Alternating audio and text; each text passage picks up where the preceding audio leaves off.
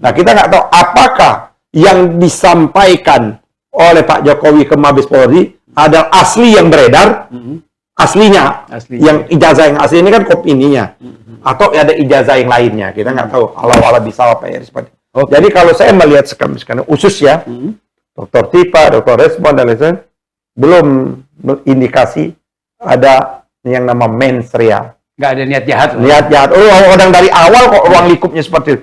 Justru harusnya pihak kepolisian terima kasih. melanjutkan, ini Pak Edi, melanjutkan laporannya TPUA ini. Dan perkara yang ada di yang namanya di Polda ditarik ke Mabes supaya satu gitu loh. Supaya tidak parsial ya. Ditarik ke Mabes. Kalau mau bentuk tim independen ya juga boleh. Tidak haram polisi membentuk tim independen, dan itu pernah berkali-kali dibentuk tim independen. Sudah ada jurisprudensinya kayak gitu loh. Dibentuk aja. Kenapa? Untuk menghilangi ketidakpercayaan. Terlalu besar dan mahal juga biayanya institusi negara namanya polisi ini. Apalagi dalam kondisi banyak persoalan-persoalan yang telah menimpa kan institusi kepolisian ini, Pak Eri. Nah, jadi menurut saya, kenapa? Karena tidak satu-satunya untuk menguji bahwa itu melalui namanya forensik labor. Tidak satu-satunya, Pak Eri.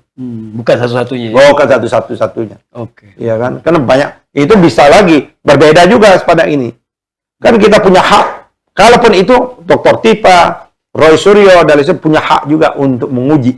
Iya. Ke tempat-tempat yang lain. Jadi menurut saya, peristiwa ini, jadi kalau lama, kenapa ini gaduh terus, saya menyetujui apa yang dikemukakan oleh Rocky Gerung.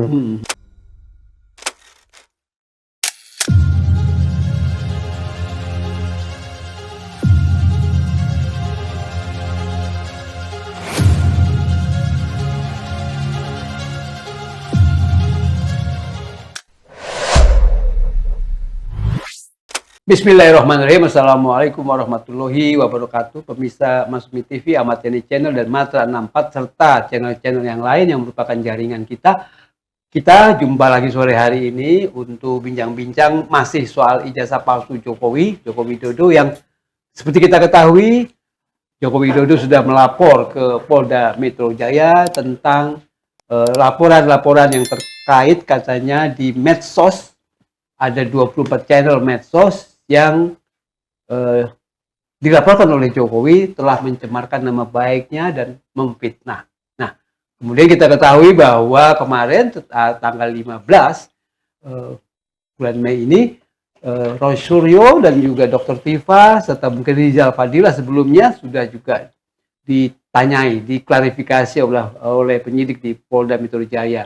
Nah, ini kita akan bahas kira-kira peluang yang akan terjadi terhadap kasus ini, apakah ini masih panjang ataukah langsung pendek saja atau bagaimana? Maksudnya pendek bisa jadi tidak diteruskan, tidak naik, bisa jadi seperti itu. Nah, untuk menganalisis ini kita dengarkan pakar hukum Bapak Dr. Ahmad Yani SAMH. Silakan Pak, kira-kira gimana analisis? Bismillahirrahmanirrahim. Assalamualaikum warahmatullahi wabarakatuh. Pemirsa Masumi TV, Ahmad Yani Channel, Matra 64, dan jejaring yang ada pada kita.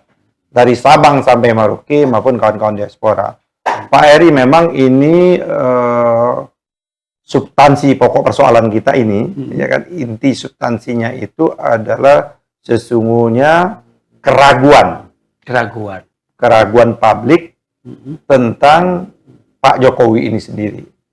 Kenapa menjadi keraguan ini? Jangan lupa, Pak Jokowi ini pernah menjadi Presiden Republik Indonesia. Itu persoalannya ya. Itu persoalannya. Iya. Dan sebelum dia menjadi Presiden Republik Indonesia, dia pernah menjadi Gubernur DKI Jakarta. Betul. Sebelum menjadi Gubernur DKI, dia pernah menjadi Wali Kota. Ya. Sulu. Ya. Seperti itu. Nah, ini yang menjadi persoalan. Kenapa persoalan ini yang terjadi bukan baru sekarang, Pak Eri. Ini sudah dipersoalkan, yaitu oleh Bambang Tri. Bahwa diduga, diduga keras Pak Jokowi ini, justru bahkan kalau mau lihat itu tidak hanya persoalannya tentang ijazah S1-nya di UGM, bahkan sekolah menengah atasnya, SMA-nya pun juga bermasalah. Bahkan sudah banyak dengan dengan isu itu bermunculan spekulasi, bermunculan analisis dan lain sebagainya. Betul. Nah, memang sayangnya ya sejak dari awal Bambang Tri ini kan sangat mengetahui Pak Jokowi.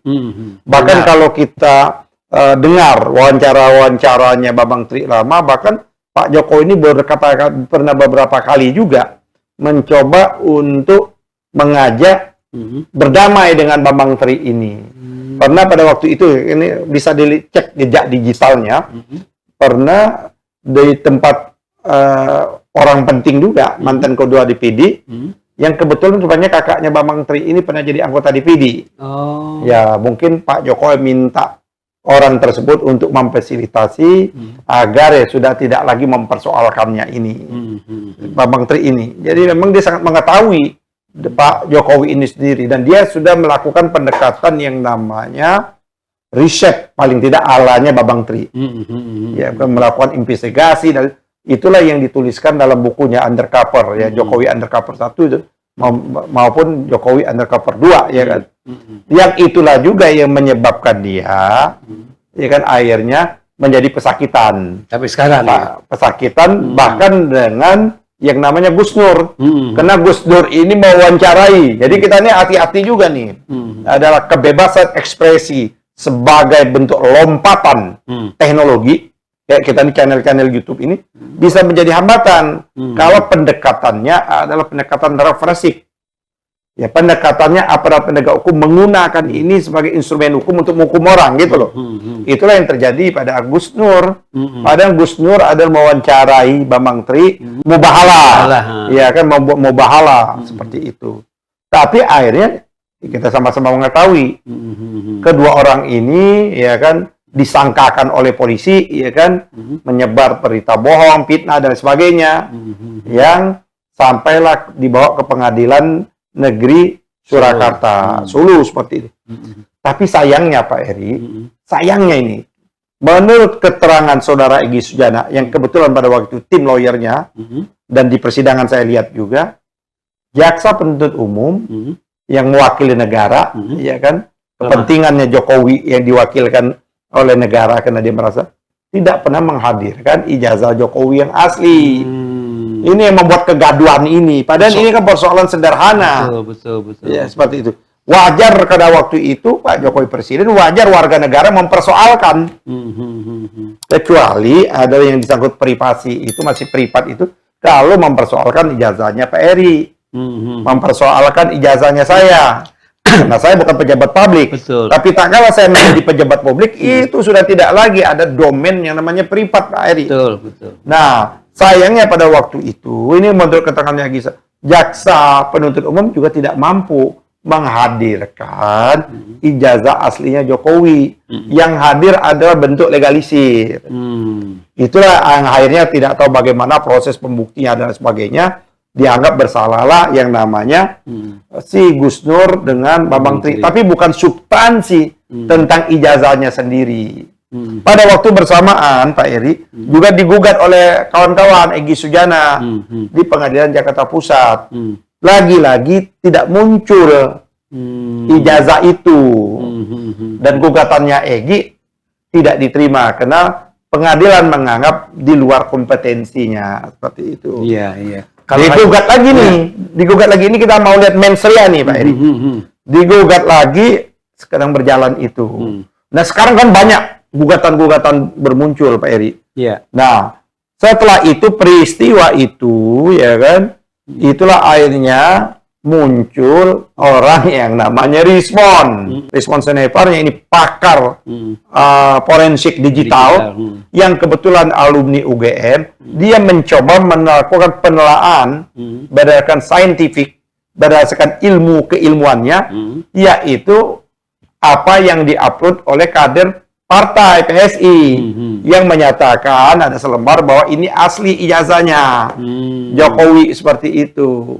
Nah, berdasarkan yang beredar ya kan di di channel di media sosialnya, itulah yang dianalisis oleh Rizwan, ya kan, berdasarkan pendekatan keilmuannya, berdasarkan pendekatan ilmuwan atas bukan ijazah itu ya, lembaran yang menyerupai ijazah lah, yang seperti itu, menurut penilmunya si Rizwan, ini palsu. Palsu, jelas. Kenapa? Banyak sekali kejanggalan-kejanggalannya, baik foto stempelnya, cap tanda tangan dan sebagainya seperti itu. Jadi patut diduga keras, kan, bahwa ini adalah palsu yang ijazah yang beredar itu.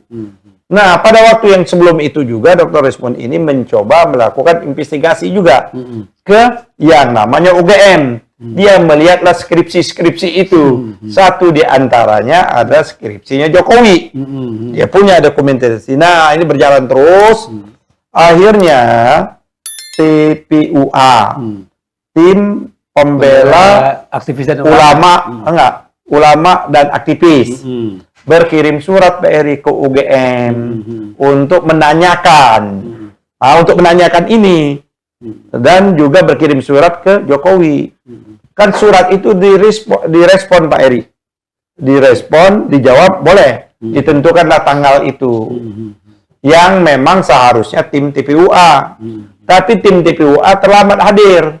Yang hadir pada waktu itu yang seharusnya menurut Dr. Tipa dan Roy Suryo, ia hanya ingin menjadi supporting system berdasarkan dengan keilmuannya. Cuman karena tim TPUA datang, maka justru malah yang pertama kali masuk itu kawan-kawan alumni dari UGM, yaitu 3 orang. Dr. Tipa, Roy Suryo, dan satu lagi yang dari Jogja. Satu lagi, ada 3 orang ya pada itu. Bertiga mereka itu. Yang orang P3 dulu kalau nggak salah. Nggak jadi masuk, ada 3 orang lah pada itu ya. Nah, ternyata apa yang mereka dapatkan tidak sebagaimana mestinya. Justru malah yang pernah kita juga angkat, kita bahas.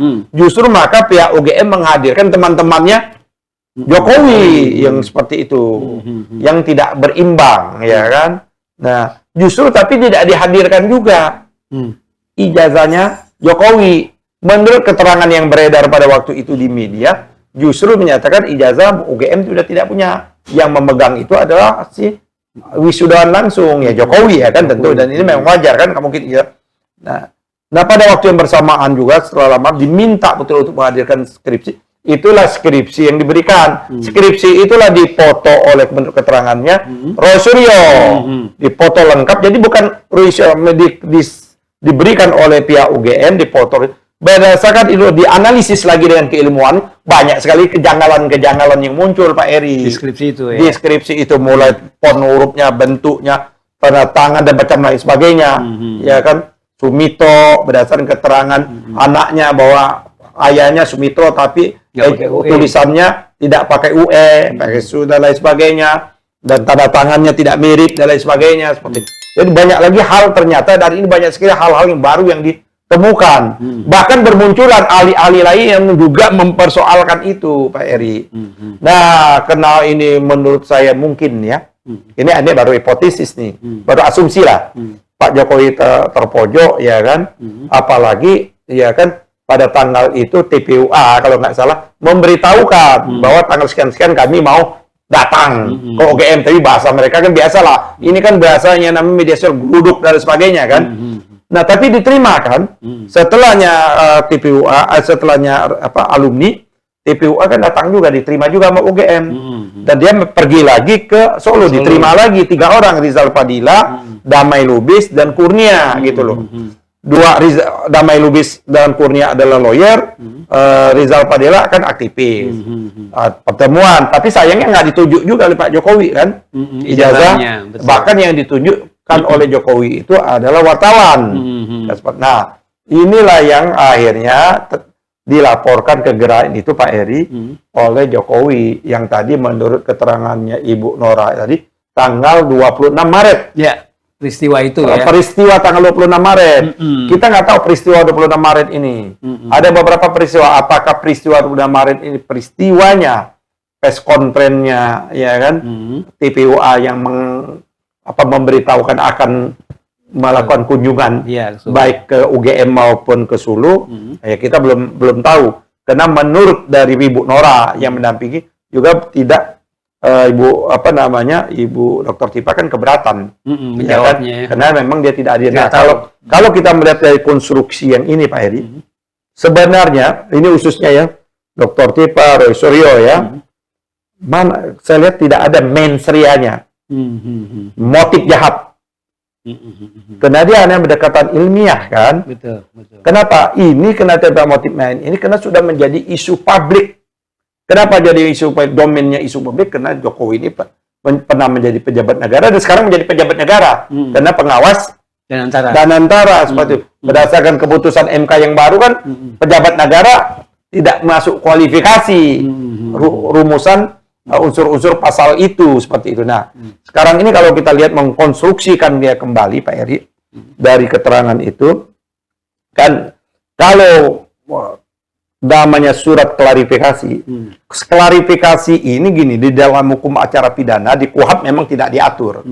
Tapi ini memang secara metodologi atau cara kerjanya aparat penegak hukum dalam rangka untuk menemukan peristiwa pidana, karena dia masih ragu ini, kecuali udah betul-betul ada peristiwa atau OTT, operasi tangkap tangan atau tertangkap tangan, maka dia didahului dengan pengumpulan barang-barang bukti dan keterangan-keterangan. Kalau bahasanya di KPK itu full bucket, betul. Ya kan?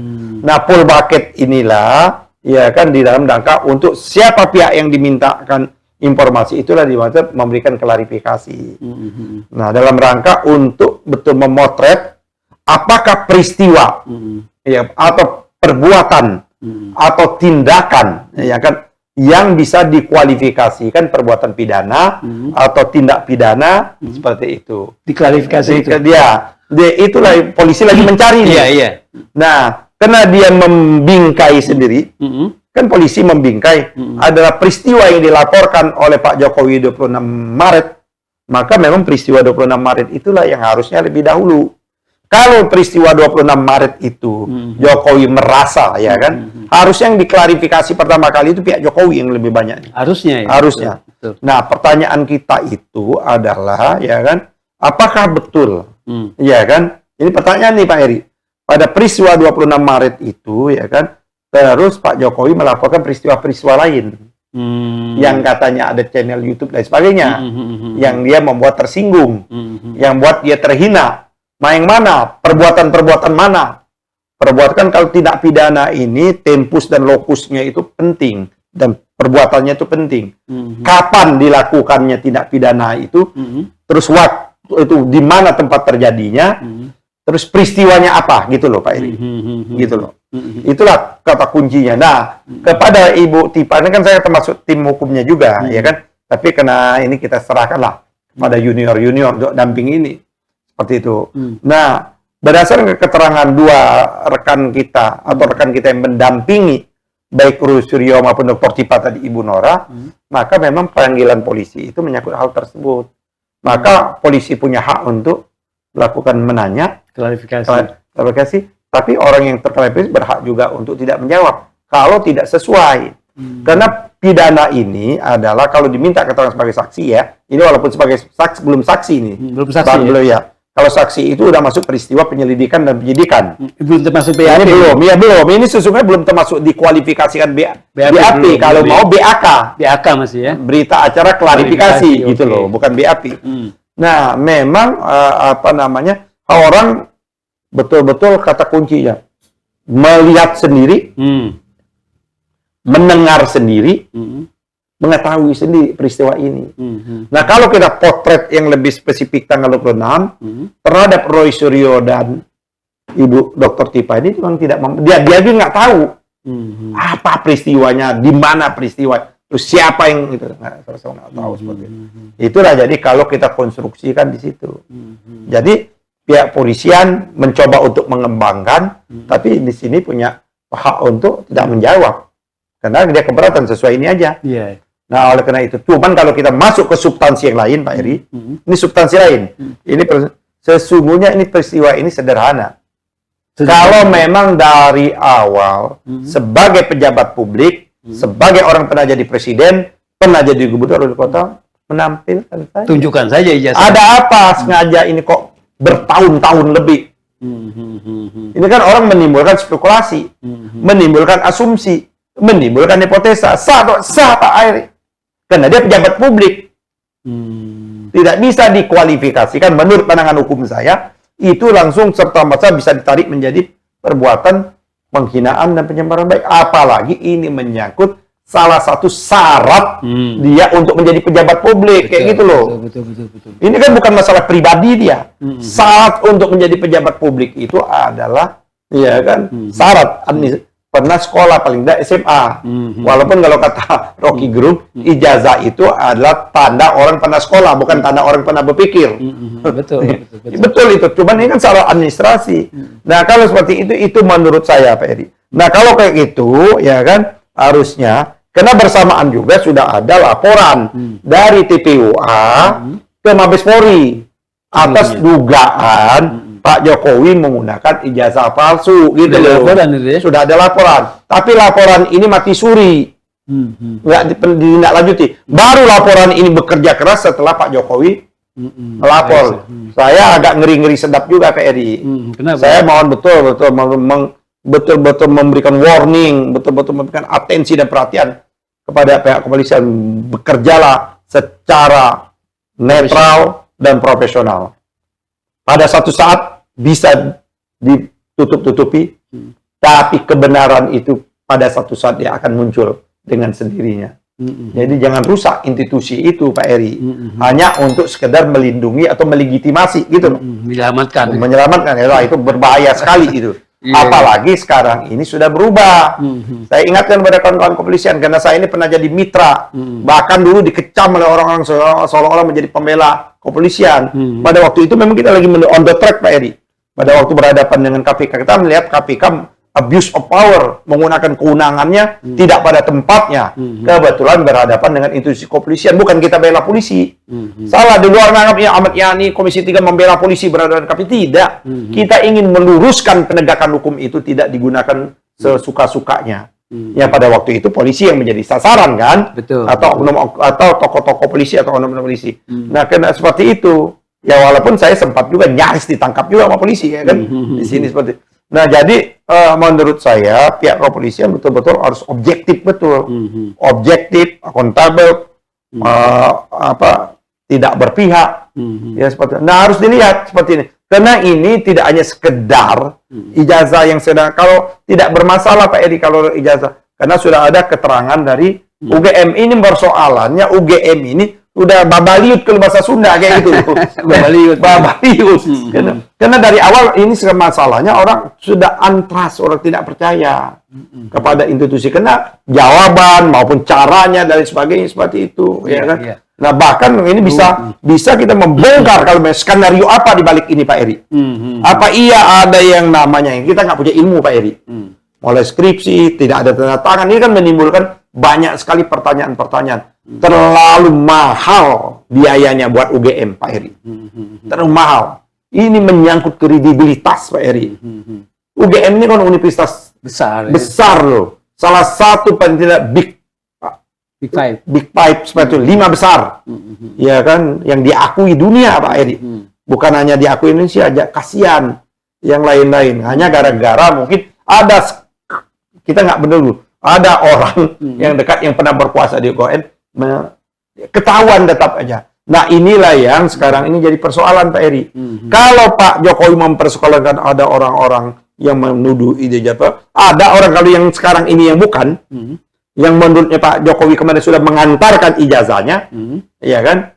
Itu juga dilihat orang sudah nggak betulkah ijazah? Andai pun ada ijazah, betulkah pertanyaan? Ini pertanyaan nih, jangan sampai kita gara-gara pertanyaan dipanggil lagi pihak kepolisian kan? Ini gampang betul memanggil orang.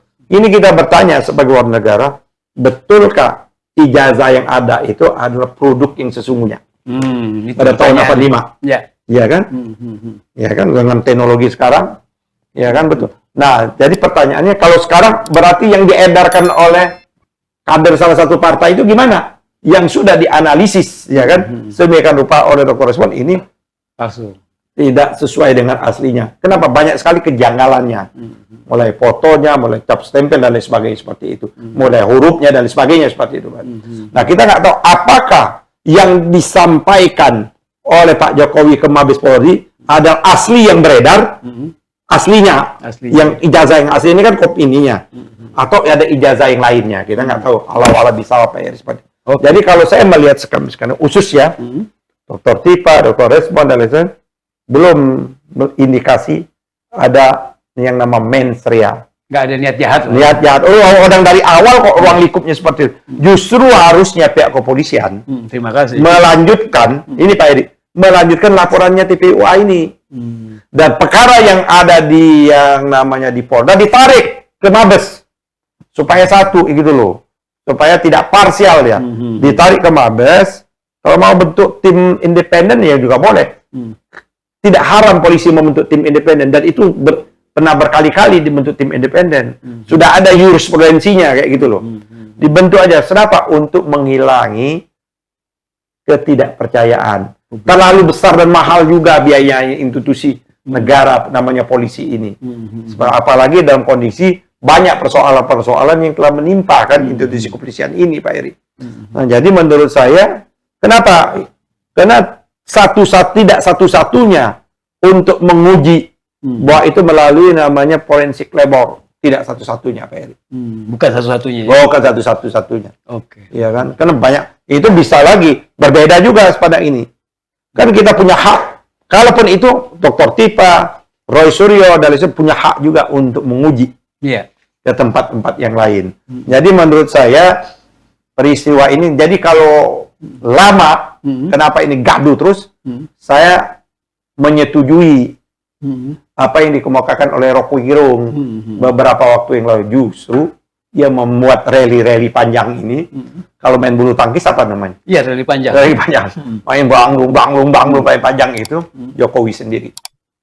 Kita nggak tahu motifnya apa. Ada apa di balik itu? Di balik itu.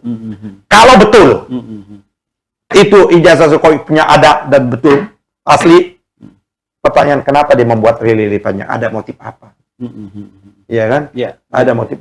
Dua aja nih, ini asumsi nih. Sengaja dia memaintain ini supaya namanya muncul terus, on terus, kan yang namanya pensiunan itu apa enggak itu kan nggak on. Atau kedua, Pak Eri, iya kan? Sehingga membuat rame instabilitas gitu loh. Betul. Nah ini yang sehingga orang lupa Kasus yang lain. kasus-kasus yang lain. Iya, iya. Kasus IKN lupa, kasus Utang. lupa, kasus apa PSN PIK 2 yang saya maunya itu, kasus apalagi kereta cepat, kasus pembangunan Mandalika itu memakai uang uang negara loh, Pertamina kalau nggak salah. Saya dapat informasi ini, kalau tidak salah ya, saya dapat info uang BUMN, ya kan, uang BUMN 500 miliar pada waktu pembangunan, terus penyelenggara kan, itu berarti kan 500 miliar kan 1 triliun Pak Eri. Cukup besar juga yang seperti itu. Banyak sekali kasusnya. Tambang kita yang diambil, banyak BUMN kita yang sudah mulai mangkrak dan bangkrut, itu banyak kan seperti itu. Apa sengaja ini? Sehingga kita fokus sibuk aja. Kan kasihan nih bangsa ini Pak Eri. Ya kan? Kasihan bangsa besar ini yang seharusnya di bawah pimpinan Pak Bodi cepat dia bagaikan superjet ya kan, kita rebound kembali gitu loh. Tumbuh ya. Ya tumbuh dan rebound kembali itu. Tapi kita ternyata apa itu motifnya? Ya kita nggak Allah bisa, kita nggak tahu, kita nggak menuduh. Oke. Harusnya sederhana mungkin. Besok Pak Eri sama saya kita apa hari ini hari Sabtu, hari Selasa kita bawa ijazah masing-masing kan gampang kita tunjuk. Gampang, sesederhana itu. Artinya kalau Kenapa baru ke wartawan juga dia tunjukin nggak boleh dia foto? Ya kan ini banyak hal yang tanya. Kalau memang kasih apa? Kalau dia punya memang dia berkuliah pernah, dan ini menunjukkan semakin jauh dia mengulur-ulur, semakin banyak bukti-bukti yang muncul kan, yang meragukan ijazahnya itu. Kalau Pak Jokowi merasa yakin ijazahnya bisa ditunjukkan yang asli gitu, pasti kan dia nggak perlu ada pengacaranya lah. Iya, ngapain? Preman, macam gitu kan. Oke, Pak Dr. Ahmad Yani SHMH, pemirsa sekalian, kita tadi sudah mendengar, mudah-mudahan ini bermanfaat sebagai informasi, ya, sebagai juga bahan kita sebagai masukan, ya mudah-mudahan bermanfaat. Terima kasih. Billahi taufik wal hidayah. Wassalamualaikum warahmatullahi wabarakatuh. Waalaikumsalam warahmatullahi wabarakatuh.